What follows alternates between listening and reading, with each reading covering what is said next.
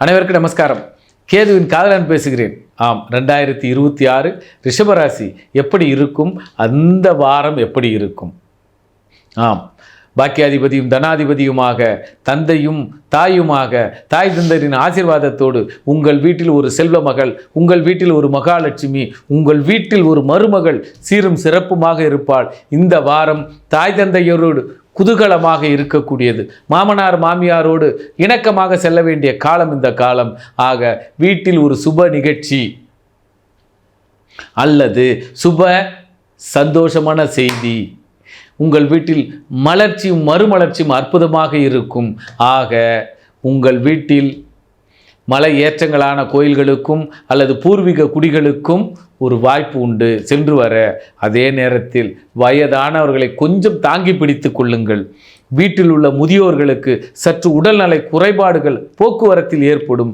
ஆக மலை ஏற்றமோ படியேற்றமோ அல்லது பயணங்களிலோ தொலைதூர பயணங்களுக்கு செல்லாதீர்கள். செல்லும் பொழுது முடிந்தவரை ஃபர்ஸ்ட் எய்ட் பாக்ஸ், அதாவது முன்னெச்சரிக்கை நடவடிக்கையாக மாத்திரைகளும் மருந்துகளும் எடுத்துக்கொண்டு செல்லுங்கள்.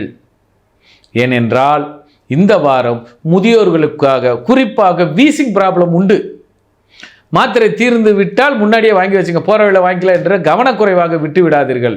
குளிர்காலமாக இருப்பதால் அவர்களுக்கு இப்பொழுது குளிரின் கம்பளிகள் அதிகமாக தேவைப்படும், வெப்பம் தேவைப்படும். அதே நேரத்தில் கதகதப்பாக இருப்பதற்கு கன்னி பெண்களும் காளையர்களும் உஷாராக இருங்க.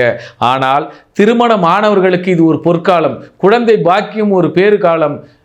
கணவன் மனைவி இளம் தலைமுறையினர் இரண்டாவது குழந்தை பெறுவதற்கும் அல்லது மூத்த குழந்தை பெறுவதற்கும் குழந்தை பேறு காலம் சிறப்பான காலம். இந்த வாரத்தை விட்டு விடாதீர்கள். பல பெண்கள் சந்தோஷமாக தங்களுடைய பேரின்பத்தை அனுபவிப்பார்கள். இன்ப சுகம் இன்பத்தின் தேன் சுகம் போல இனிக்கும். ஆக பெண்கள் இப்பொழுது கரு ஊறுவதற்கு பொன்னான காலம். இந்த காலத்தை பயன்படுத்தி கொள்ளுங்கள். விருப்பம் இருப்பவர்களுக்கு இரண்டாவது குழந்தையும், மேலும் விருப்பம் இருப்பவர்களுக்கு மூன்றாவது குழந்தையும் பெற்றெடுப்பதற்கு பொன்னான காலம். கூடுதலோடு இருங்கள், கொஞ்சி குழவுங்கள். கணவன் மனை உறவுகளுக்கு சிறப்பான காலம். காலத்தை பயன்படுத்துங்கள். குழந்தை பாக்கியத்தை பெற்றுக்கொள்ளுங்கள். குழந்தை தள்ளி போடலாம் என்று வந்தவர்களுக்கு இல்லை இப்பொழுதே என்று சந்தோஷத்தில் இருங்கள். மல்லிகை பூவும் மணமணக்கும் முல்லைப்பூவோடு சூடி மகிழுங்கள். இந்த வாரம் சிறப்பான வாரம். நன்றி, நமஸ்காரம்.